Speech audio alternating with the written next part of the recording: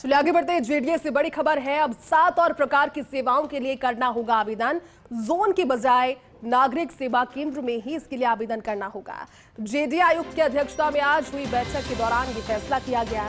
अनुमोदित मानचित्र में बदलाव या फिर विस्तार, इसके अलावा पूर्णता प्रमाण पत्र, अधिवास प्रमाण पत्र, भवन निर्माण अवधि को बढ़ाने, अनुमोदित मानचित्र निरस्त करने, पट्टा नाम हस्तांतरण और साइट प्लान को अपडेट करने के लिए आवेदन नागरिक सेवा केंद्र में ही हो सकेगा। अब जोन कार्यालय में इन सेवाओं के लिए आवेदन नहीं लिए जाएंगे। महत्वपूर्ण बात है, सिर्फ और सिर्फ नागरिक सेवा केंद्रों में ही इन 7 सेवाओं के आवेदन लिए जाएंगे। साथ ही आर्किटेक्ट की ओर से अनुमोदित बिल्डिंग प्लान, पूर्णता प्रमाण पत्र व अधिवास प्रमाण पत्र की भी सूचना देनी होगी।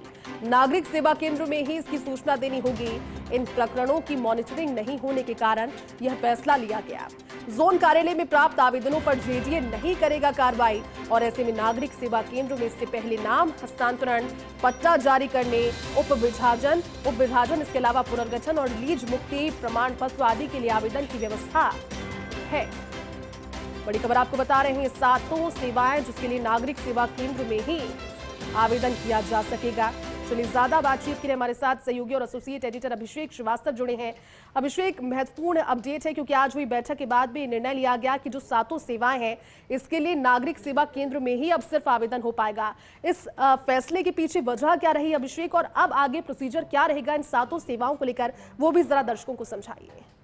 देखिए जयती, जेडीसी आनंदी ने आज जब बैठक ली तो इस बैठक में इन सभी चीजों पर चर्चा की गई और उसके बाद ये बड़ा फैसला किया गया कि आने वाले समय में सभी तरह की जो जेडीए से जुड़ी जितनी भी सेवाएं हैं उन सबको नागरिक सेवा केंद्र से जोड़ा जाएगा।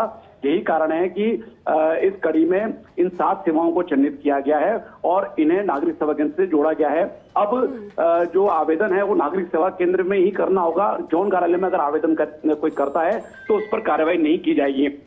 इस पूरे नई व्यवस्था लागू करने के पीछे उद्देश्य यही है कि ये जितने भी प्रकरण हैं, जेडीए से जुड़ी जितनी भी सेवाएं हैं, उनसे संबंधित जितने भी प्रकरण हैं उनकी मॉनिटरिंग की जाए, ये सुनिश्चित की जाए कि वो समय पर निस्तारित हो और साथ ही एक रिकॉर्ड संधारण की हम बात करें, जो रिकॉर्ड मेंटेनेंस की बात करें वो भी प्रॉपर हो। यही कारण है कि ये फैसला किया गया क्योंकि जेडीसी आनंदी और जो जेडीए सचिव है निशांत जैन या जो अन्य अधिकारी हैं उनके पास लोग आते हैं और अपने प्रकरणों को लेकर आते हैं, लेकिन जब उनका पता किया जाता है तो पता चलता है कि उनकी कोई मॉनिटरिंग नहीं है और वो कई लंबे समय से किसी कार्मिक पर लंबित है। क्योंकि नागरिक सेवा केंद्र में अभी जो मौजूदा सेवाएं चल रही हैं, चाहे वो पट्टा जारी करने की हो या लीज मुक्ति प्रमाण पत्र जारी करने की हो, नाम ट्रांसफर की हो, सब डिवीजन की हो या रिकॉन्स्टिट्यूशन की, इन सबकी मॉनिटरिंग की जा सकती है।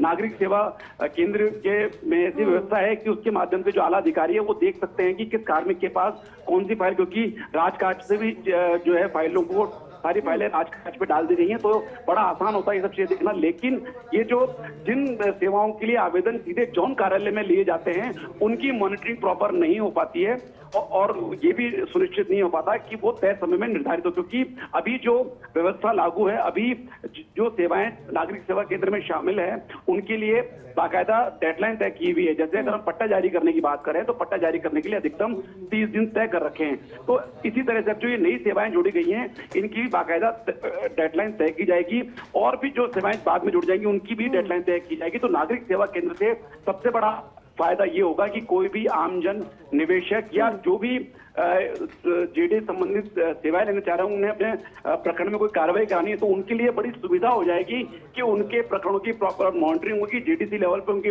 उन प्रकरणों की मॉनिटरिंग होगी। साथ ही जो प्रकरण है वो तय समय में निस्तारित हो सकेगा, उसकी टाइमलाइन तय होगी और जो अधिकारी या कर्मचारी इसमें बाधक बनेंगे जिनके कारण प्रकरण समय पर निस्तारित नहीं हो पाएगा उनके खिलाफ कार्रवाई की जा सकेगी, ऐसे अधिकारी कर्मचारियों को पहचाना जा सकेगा।